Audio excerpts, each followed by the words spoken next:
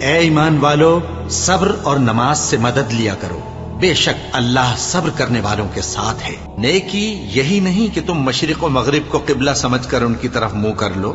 بلکہ نیکی یہ ہے کہ لوگ اللہ پر اور روز آخر پر اور فرشتوں پر اور اللہ کی کتاب پر اور پیغمبروں پر ایمان لائیں،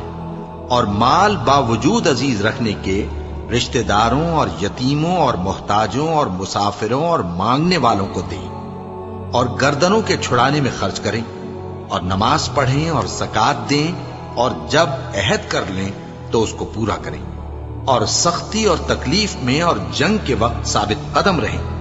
یہی لوگ ہیں جو ایمان میں سچے ہیں، اور یہی ہیں جو اللہ سے ڈرنے والے ہیں۔ عصر کی قسم کہ انسان نقصان میں ہے،